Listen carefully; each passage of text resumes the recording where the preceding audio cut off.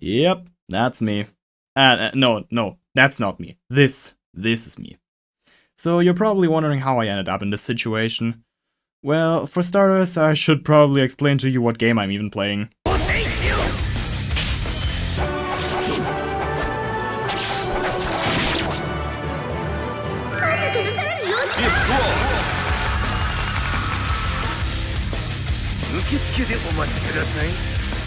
This is Guilty Gear Xrd Rev 2. Guilty Gear itself is a traditional 2D fighting game series developed by Arc System Works. The series heavily prides itself on its innovation as well as its art style. What it doesn't pride itself on, however, is its unconventional naming scheme. The series started out with the original Guilty Gear, or as it's also sometimes called, Guilty Gear The Missing Link, fair enough, then followed by Guilty Gear X and XX or X2 in some other parts of the world. Now, here's where it gets messy. XX was ported god knows how many times, with each port changing the game in terms of balancing, new characters, and also the possible non-canon endings of the arcade mode. Like, old endings were replaced with new ones and was pretty hard to keep up. The latest version is now known as the absolute clusterfuck called Guilty Gear XXX and Core Plus R. Then Guilty Gear 2 Overture released. It's not a fighting game, so I'll just skip to the next one. Then Guilty Gear Xrd Sign came out. And yes, Xrd is a wordplay on third. I mean, they kinda had to do it. I highly doubt the sales figures would have been as good if they would have just called it X3 or XXX. This game was also the series' first attempt at creating a 2D game with 3D graphics. The first actual 3D game in the Guilty Gear series was Guilty Gear 2, but like I said, I'm not talking about that. It also had a story mode, which surprisingly ends with a cliffhanger in this game. And usually Guilty Gear doesn't do that. Unless of course they plan to release a follow-up game, which fair enough they did, with Guilty Gear Xrd Revelator, which concludes the Xrd story, as well as bringing every character that was originally DLC in Sign as a new character in the base roster. And this didn't stop them from adding new DLC characters, of course. Sometime later, ArcSys released an upgrade package that turned the game into Xrd Rev 2. This implemented some balance changes, as well as adding 2 new characters to the base roster. Now, I did have the PS3 version of this game, however my console isn't modded and I don't know of any other way to record the game. There is a PC version on Steam right now, but I didn't really want to buy that because why buy a game that I already own on a different platform? So, yeah, I turned to emulation. In this case, it's RPCS3, a pretty good PS3 emulator.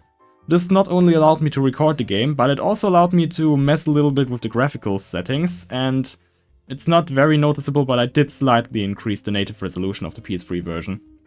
However, playing on an emulator also caused some problems for me.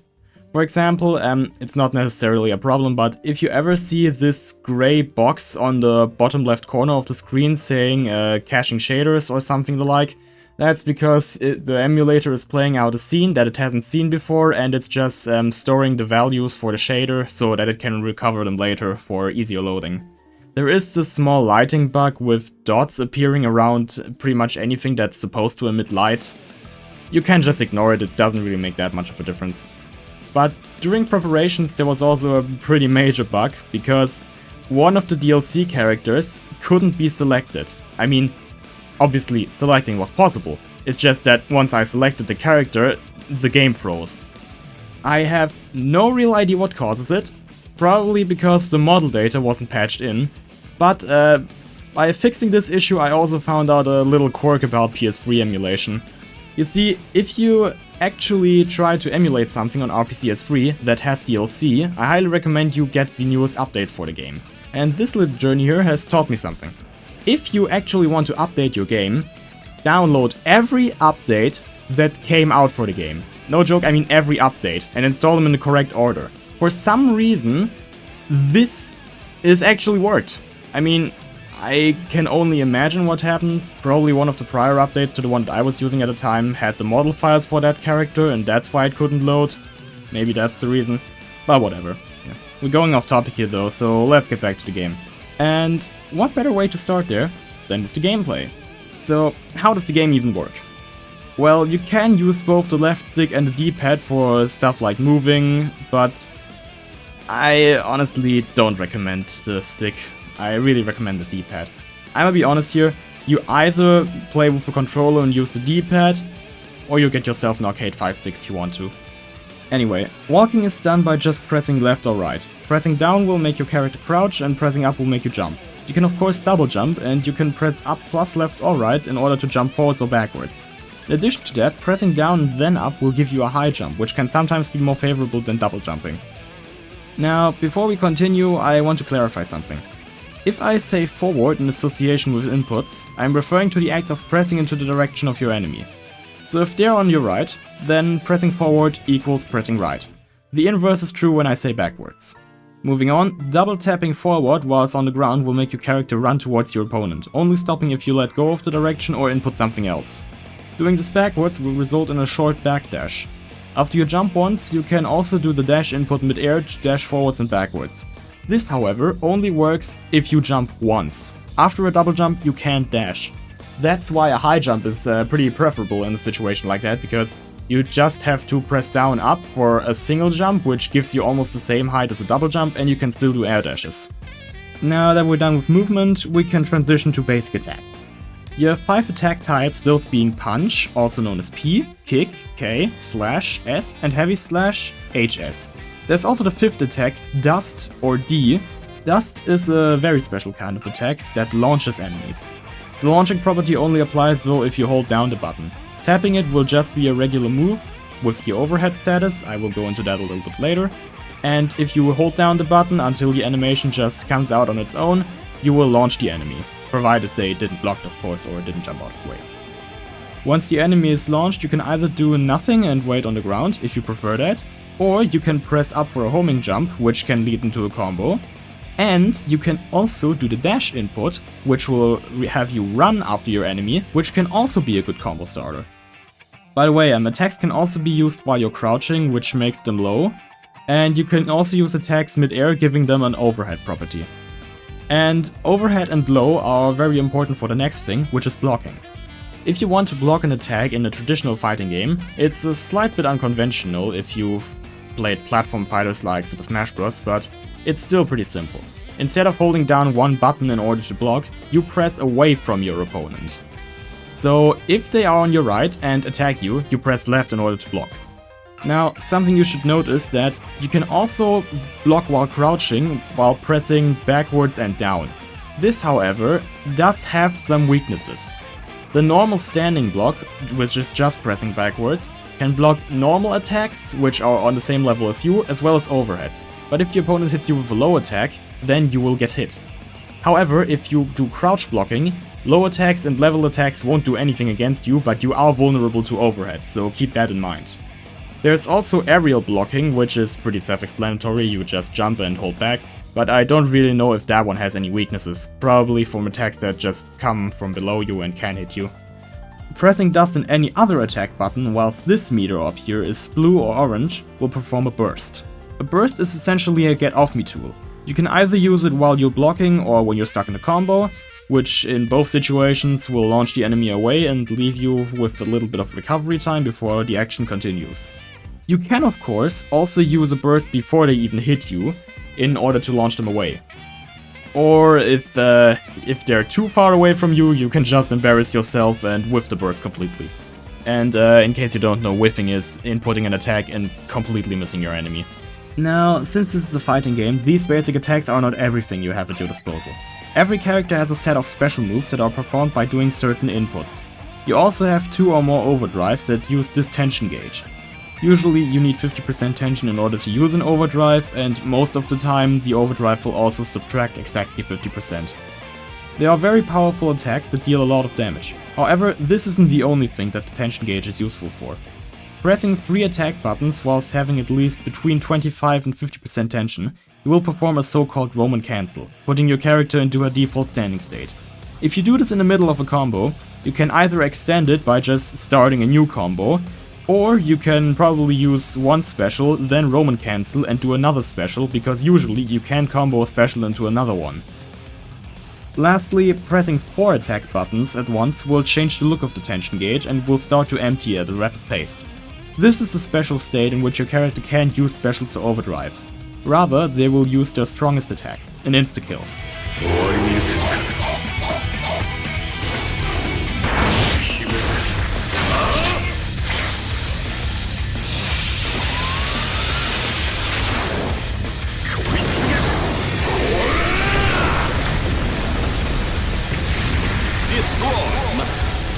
届かない。まだミディアムレアなんだがな。Soul win.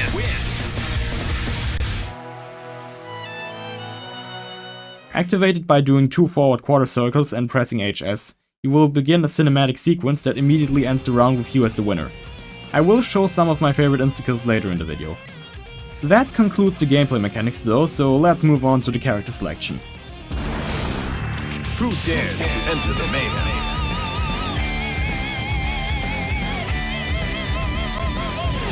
Soul Bad Guy. Voiced by Daisuke Ishiwatari, the creator of the Guilty Gear franchise. Soul's game plan consists of running right up to you and hitting you with everything he's got. He's also the main character of the story. Soul's rival. Kai is pretty much just a Soul copy, like Ken is a Ryu copy in Street Fighter, but Kai also has a few of his own moves that can make him a little bit more unique. Girl with Anchor, very annoying. The Gorilla. Aggressive playstyle, very similar to Soul. He can also switch between 2 stances that change its moveset, and he has way too many cross-ups. Johnny has a very technical playstyle. He can throw coins, which sadly don't work like the ones in Ultra Kill, but at least he can throw them and deal damage by them just hitting you. Kai's son. His moveset, especially his overdrives, takes some inspiration from Kai and Soul. He also has a hunger bar as a resource for his special moves, which kinda makes him a little bit more difficult to pick up. This game's designated grappler, also referred to as a glue sniffer. This game's designated zoner. He'll do everything to stop you from getting to him. One of, if not the first puppet character in fighting game history. You basically control 2 characters with 1 controller. The other character just attacks when you let go of the button. Very technical playstyle. I'd like to say more about him, but that requires that I understand how he works, and that's something I don't. Your classic Shoto type character, without any projectiles of course. Lots of good tools for almost any situation. Uses her hair as a weapon. Her playstyle involves a lot of jumping as well as alternating between low hits and overheads. Ex-drug addict from America and the biggest weeb in history. Sorry Minos Prime, you've been dethroned. Also, he's a real pain to fight due to his high attack speed and teleportation. And then there's Alpha Blade. Chip's secretary. His game plan consists of setting up teleport points which he can then utilize to do some pretty nasty combos on you. A lot of good close range and medium range options. I really suck at playing him though. Get up close mentality with some options to stun your opponent. There's one attack that Ino mains just love to spam until they get you where they want. Heck, even the CPU uses this tactic. The comedic character and also my main. You'll see why a bit later. Kai's wife and Sin's mother. She has very good range options, some decent close range capabilities, and one of my favorite insta-kills. Also, she's the character that broke my game a couple of times. Very simplistic moveset. A lot of specials can be slightly modified to adapt to the current situation. Good lord, this is terrible. Here's how it's done. Raven's game plan is basically begging you to hit him, which will make him stronger if he's played right. So watch out. For her neutral special, she wields a gun. Also, she's kinda the best character in the game. I mean, she's definitely top tier. Her moveset heavily relies on combos and her swords. Her main gimmick is pushing you to the corner and then keeping you there until you either die or escape. She has no spine. Her moveset consists of some close range options as well as some projectiles. She also has minions that she can summon to help her in battle. The most annoying character in the game. Yes, he's worse than Mei. He's a real smartass when he actually decides to talk though. Only 1 eye and 1 arm, but you can still use some dirty tricks. If you end up fighting her, watch out for a grappling hook. And that's everybody. Now, I actually want to go into detail with some characters, those being Soul, Kai, Potemkin and Faust. Why those 4 specifically? Because they are the ones I'm most comfortable with. So let's start this out with Soul. Soul versus Jack O. Get ready to roll.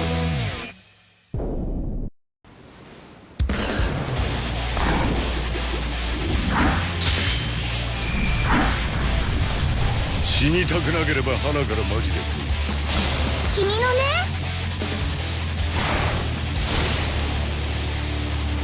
助けますよ Heaven or Hell Duel 1 Let's rock I already mentioned how Soul is mostly about running up to your opponent and going ham with your attacks. Soul has a few notable specials like Bandit Revolver, a pretty shitty attack as it doesn't feel good to use. It's the most clunky move in his arsenal and far outclassed by other gap closers like Fafnir. He also has 3 moves with a DP input, a command grab which completely bypasses blocking and 2 versions of the move Volcanic Viper. One is done with S, being invincible on startup, the other one, being done with HS, deals more damage but has no invincibility and a longer recovery time. Soul technically has 3 Volcanic Vipers, with the third one being Grand Viper. This one is a gap closing dash forward followed by a jump that drags your opponent into a Volcanic Viper. Soul also has Gunflame, a ranged option with a somewhat mediocre range. He also has a fake out version of this in order to throw off your opponents. Soul's first overdrive is Tyrant Wave, a powerful uppercut into a flaming forward punch. Even if you don't hit your opponent with the uppercut, chances are you hit him with the punch. Soul's second overdrive is very special.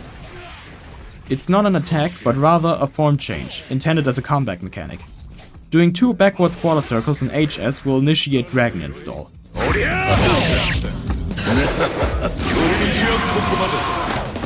This buffs all of Soul's attacks and changes the punch from Tyrant Wave to a beam that travels across half the screen.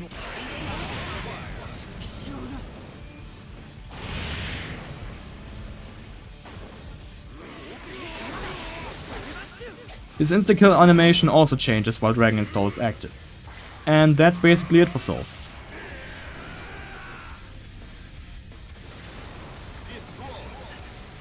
Next up is Kai. Versus Leo. Get ready to roll.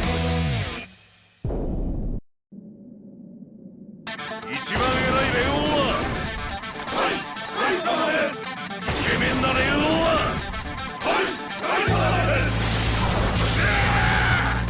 ちょっと俺に気を使わんか。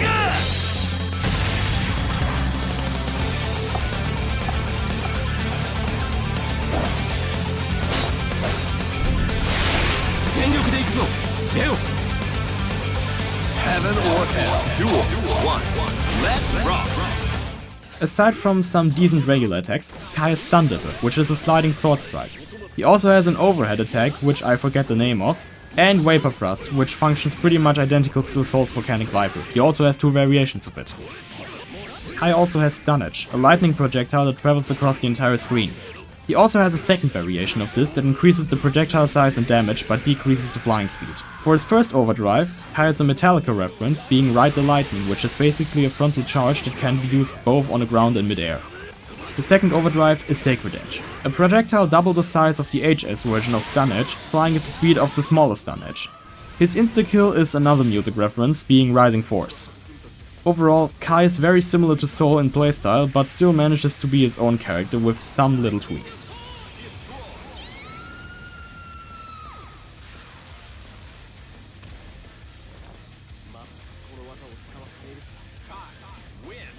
Now then, time to sniff some glue.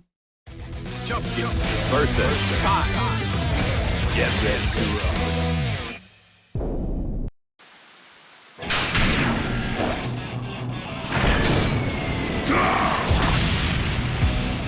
最善を尽くすことだ。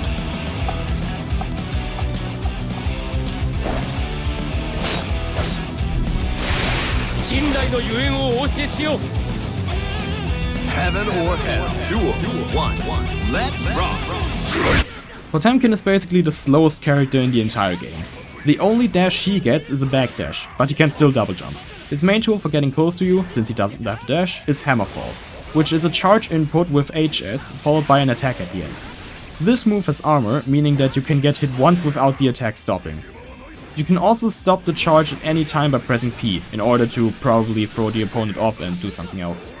Another spacing tool is Slide Head. This move knocks down the opponent, giving you some time to walk up to them. Mega Fist is another big part of Potemkin's arsenal. It has 2 variations, one jumping towards and one away from the opponent. The version where you jump backwards is generally the safer one, as if your enemy blocks it, you get to hit them while they are leaving the block animation. Potemkin's most important specials, however, are his command grabs. Heat Knuckle is an anti-air attack with a DP motion. It basically relies on people being dumb enough to jump at you. His second command grab, Potemkin Buster, is the strongest command grab special in the entire game. You need to be up close, which isn't that easy with Potemkin, especially because of his somewhat poor mobility, but if you hit it, you'll deal massive damage. For his overdrives, only 2 are really important, or at least they are the only ones I use. Gigantic High is a force field that blocks any attack and damages enemies that walk into it. Barely lasts though, so it's not really useful. The intention of this attack is to bait enemies to jump above it and therefore jump at you, but that's kinda hard to achieve seeing how short the duration of the force field is. His second overdrive, however, is where things go from good to great. If you have 50% tension and your enemy jumps at you, do this input instead of the Heat Knuckle one. Doing this will result in Heavenly Potemkin Buster, the actual strongest command grab in the game that isn't an insta-kill. However, you don't need to worry, because Potemkin also has the strongest command grab in the game that is an insta-kill. In said insta-kill, Potemkin sends the opponent through the center of the earth, which is pretty strange that they are not completely burned to a crisp since they would have traveled to the core, and has them pop out at the other side of the planet. So yeah, overall I really like Potemkin. He isn't my favorite character in this game per se, but he's pretty alright. My actual favorite character, however, is Faust. Versus Zato. Get ready to roll. あなたのすべてを知っている佐藤はあなたに麻酔は使いません。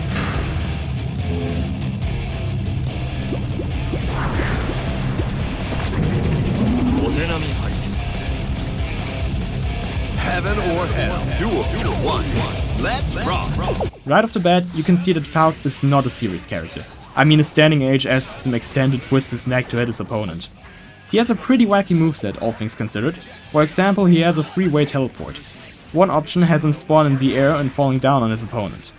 The other 2 have him summon a door either left or right from your opponent, which he then slams open, either right into their face or right into their back. Then there's forward quarter circle plus S, which has him ram his scalpel into the ground and use it as a pogo stick. In this state, you have access to a few attacks like a non-motion input version of his aerial special Going My Way. He can also use the move Doctocopter, which is used by jumping. In his normal state, Faust has Thrust, a move where he sends out his scalpel to hit his opponent from a distance. If you press back after a successful hit, you will reel in your catch, and if you follow that up with 3 forward-facing quarter circles and a punch after each one, Faust will slap his opponent into the air, then jump after them and wind up for a next slap, and then slapping them back onto the ground. Now, Faust has a fair share of silly moves, but he also has a central gimmick. Doing a forward quarter circle followed by P will make Faust use What Could This Be and throw out a random item. Most of these items can interact with both you and your opponent. For example, Faust can throw out a donut. If someone picks it up, they will have a small amount of health restored. There's also a bar of chocolate that does the same thing with the tension gauge. There's also stuff like a bomb, an oil canister, and a poison vial, which can all affect both Faust and the opponent. However, there are also some items that only benefit you, like Mini Faust, who will just hit the enemy a bit before disappearing, or Meteors, basically free overdrive size damage. Faust's first overdrive expands on his item toss gimmick with What Could This Be, which is 2 forward quarter circles plus P and has you throw out 4 items instead of 1. But it doesn't stop there. Faust has a third overdrive that not even the command list tells you about. If you do 3 forward quarter circles plus P, whilst having 100% tension, Faust will use What Could This Be, throwing a whopping 12 items. It only takes a full tension gauge and a very simple input to cause pure chaos. This isn't the only reason I like Faust though. His second overdrive and his insta-kill are my favorite attacks in the game period. For his overdrive, stimulating Fists of Annihilation, Faust will dive into the ground and move about half a screen towards your opponent. If he didn't hit anyone, he'll just drop out of the ground and the overdrive fails. If he hits his opponent, however, the attack enters its next phase, the shuffling game. You and your opponent are presented with an angel and 3 different colored reapers. They are then obscured and Faust has to shuffle them using the attack buttons whilst the opponent needs to select something. After some time has passed, that being around 2 or 3 seconds, things will be locked in place and the results are shown. If the opponent gets the angel, Faust blows up and the overdrive fails. If they get a reaper, however, the overdrive succeeds. The amount of damage they take is dependent on the color of the reaper. Black is the least, green is the norm, and purple is the most damage. Now, you didn't hear this from me or anyone else, but if your opponent gets the angel, there's a 10% chance that the game just says no. Once a Reaper has been picked, Faust will put his hands together and, like the doctor he is, will perform a clinically approved prostate exam, followed by an image of the opponent's facial reaction accompanied by a voice line, or whatever that was. Here are some of my favorite reactions. I will provide translations if possible.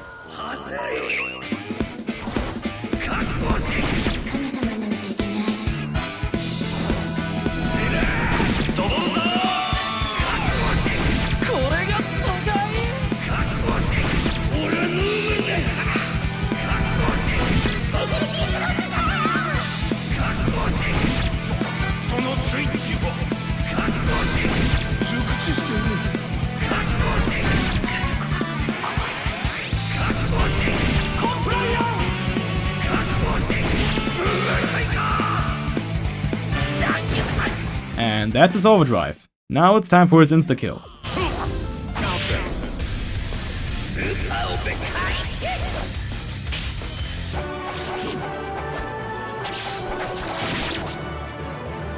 期待値を上回ってこその真摯だ。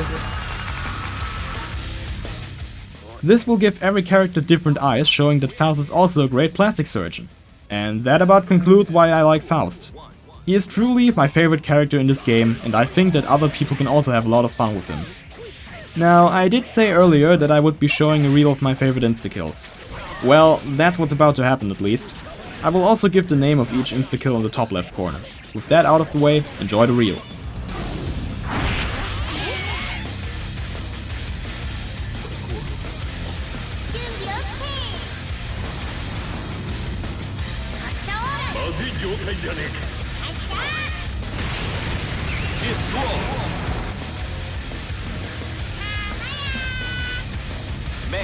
Win.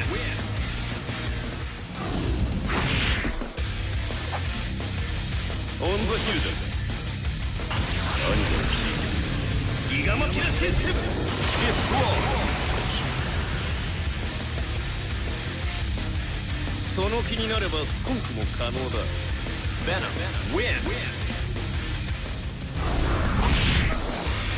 押しとなれ。超統合。 流れ無視して放置プレイ。ディストロー。スレイヤー。ウィン。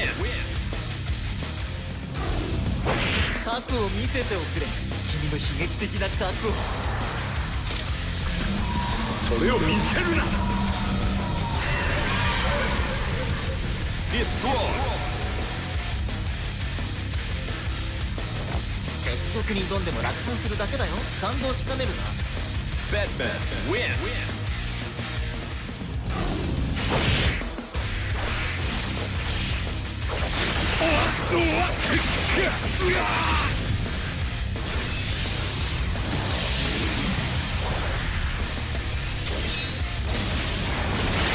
ディストロー。決着はついてない。 油断しちゃダメだ。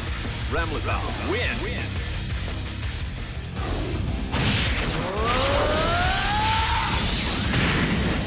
今日こそ完全に親父を超えてやるぜ。笑わせる。やってみろ。ディストロー。どうだ。ちょっとは熱くなってきちゃったか。シッ。ウィン。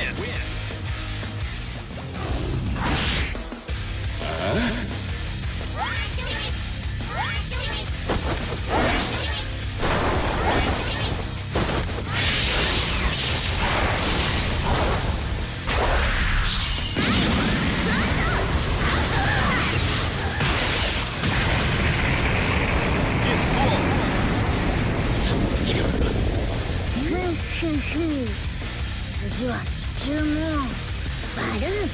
ジャック。ウィン。はい？え？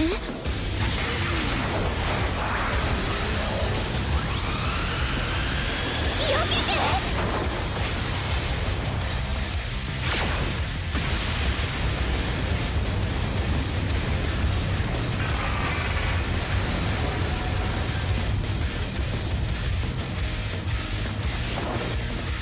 これではただの制服よ。ディズニー。ウィン。And that's it.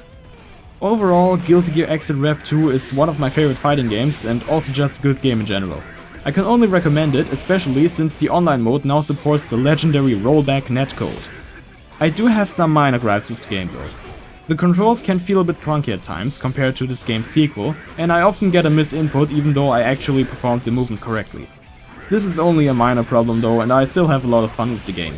That will be it for me though. At the end of the day, they are modest to greed, generous to the truth of the world. When the heart is at peace, the seven seas cry. Rising Force.